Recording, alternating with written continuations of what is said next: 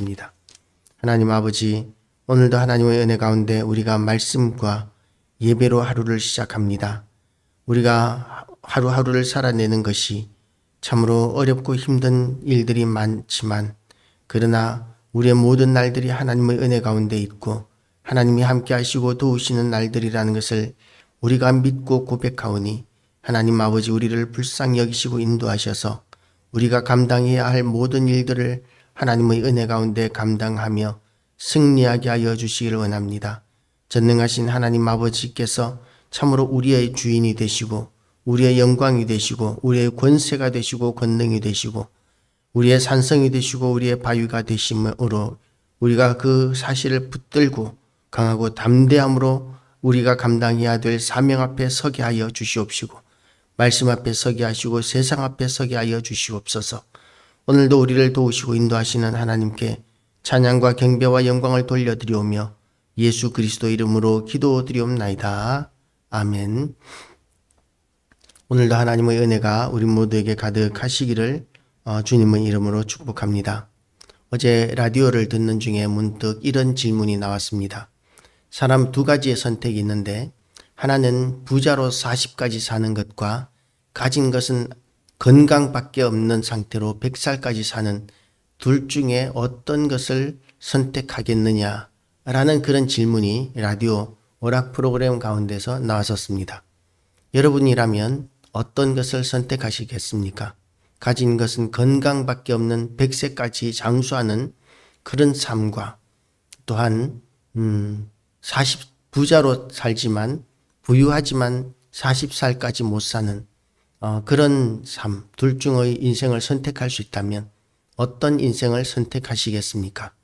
어떤 사람들은 수명을 그러니까 어느 정도 경제적인 여유와 또한 가난에 대하여, 극심한 가난의 고통에 대하여 알지 못하는 사람들은 수명을 선택할 것이고, 그리고 하루하루를 더 살고 싶은 그런 절박한 가운데서 살아가는 사람들, 하루하루를 그야말로 위태롭게 그 생명의 불꽃이 꺼지지 않도록 그렇게 병석에서 누워서 하루하루를 연명하는 그런 사람과 가족들의 경우에는 어쨌든 건강하게만이라도, 아무것도 없어도 건강하게 오랫동안 살 수 있기를 원하는 사람도 많이 있을 것입니다. 어쨌든 이렇게 가난하게 산다는 것은 고통스러운 일인 것이죠. 오직 나는 가난하고 슬프오니, 지금 다윗은 하나님 앞에 자신이 가난하고 슬프다라고 이렇게 고백하고 있습니다. 다윗이 가난하고 슬펐을까요? 물론 가난하고 슬펐을 시기가 있었을 것으로 생각이 됩니다. 그 많은 불황자들이 그야말로 다윗을 따르던 광야에서 쫓기던 시절에 다윗은 가난할 수밖에 없었을 것입니다. 하루하루 먹고 사는 것, 자기 혼자 먹고 사는 것뿐만 아니라 자기를 따르는 많은 무리들을 함께 먹여 살려야 하는 그런 가운데서 그는 참으로 늘 가난함을 느꼈을 것이고 경험했을 것입니다. 그래서 가난하다는 것이 얼마나 고통스러운지, 또한 가난한 가운데서 무리를 이끄는 것이 얼마나 어렵고 힘든 일인지를 다윗은 절절히 경험하고 느끼고 있었고 알고 있었을 것입니다. 그래서 오직 나는 가난하고 슬프오니 라고 이렇게 이야기합니다. 지금 이 시대에도 우리가 가난함으로 말미암아 아파하고 고통스러워하는 사람들이 굉장히 많이 있습니다.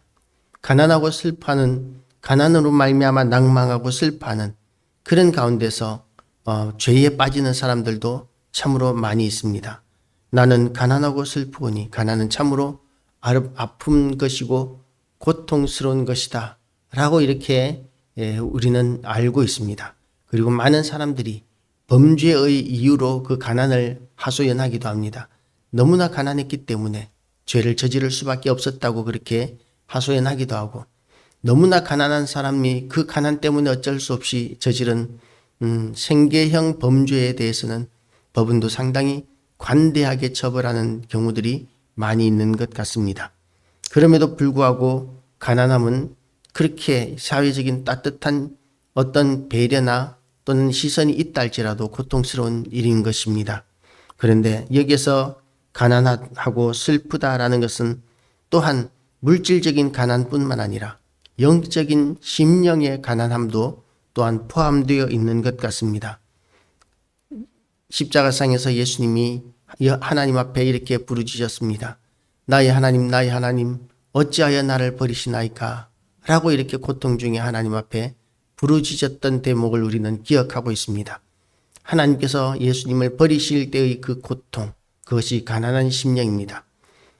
이 세상의 모든 죄를 짊어지고 있는 그 예수님의 상태에서는 공의로우시고 거룩하신 하나님이 도저히 그 눈 뜨고 예수님의 세상 모든 죄를 짊어지고 계신 예수님의 그 죄악된 모습을 바라볼 수가 없으셨기 때문에 하나님께서 고개를 돌리셨고, 그리고 예수님께서는 그 현장이, 그 현실이 너무나 고통스러우셨다라고 이렇게 해석하는 것이 합당합니다. 다윗도 마찬가지입니다. 하나님 앞에 예배드리러 성전에 올라가지 못하는 때가 있었습니다. 그리고 또한 물질적으로도 가난했었습니다. 그러니까 물질적으로도 가난했고 영적으로도 예배드리지 못하고 제사드리지 못하는 고통, 성전에 들어가지 못하는 고통이 다윗에게 너무나 아프게 다가왔던 것입니다.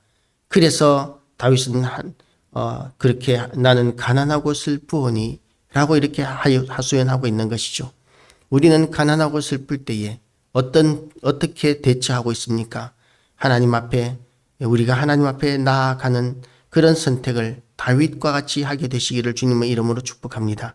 나는 가난하고 슬프오니 하나님이여 주의 구원으로 나를 높이소서.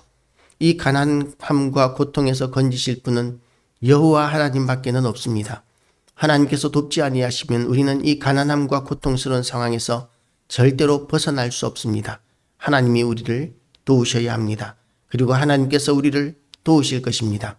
하나님이 만약에 물질만을 우리에게 공급하시는 분이시라면, 그러면 이 성도들이, 교회와 성도들이 가난할 일은 없을 것입니다.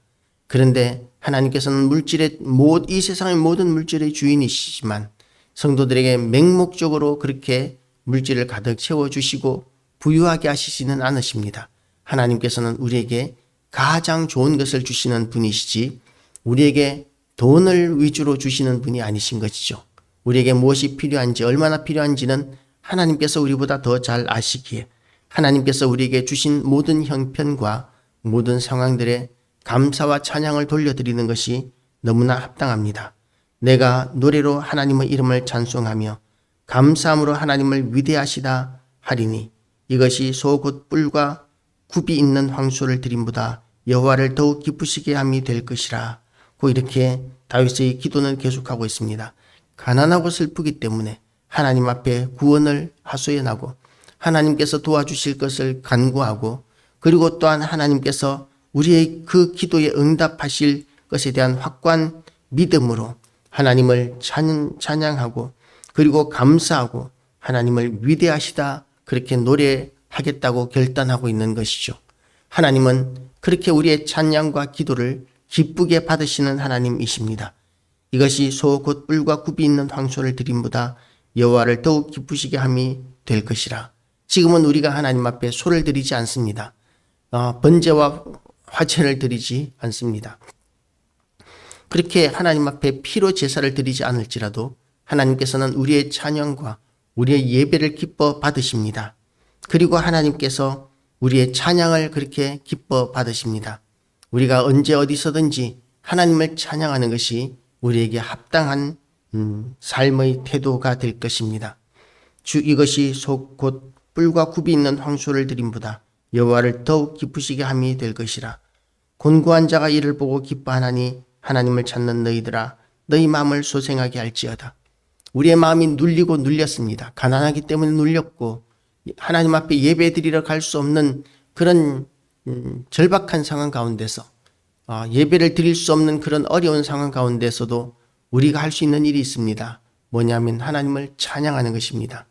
지금 하나님을 찬양한다고 해서 우리를 손가락질하거나 우리를 핍박하는 시대는 아닙니다. 우리는 언제 어디서든지 하나님을 찬양할 수 있습니다. 북한 땅의 성도들 같은 경우에는 이불을 뒤집어 쓰고 기도하는 것을 들은 적이 있습니다. 북한 땅 성도들은 찬양을 할 수가 없습니다. 찬양을 배워본 적도 없습니다.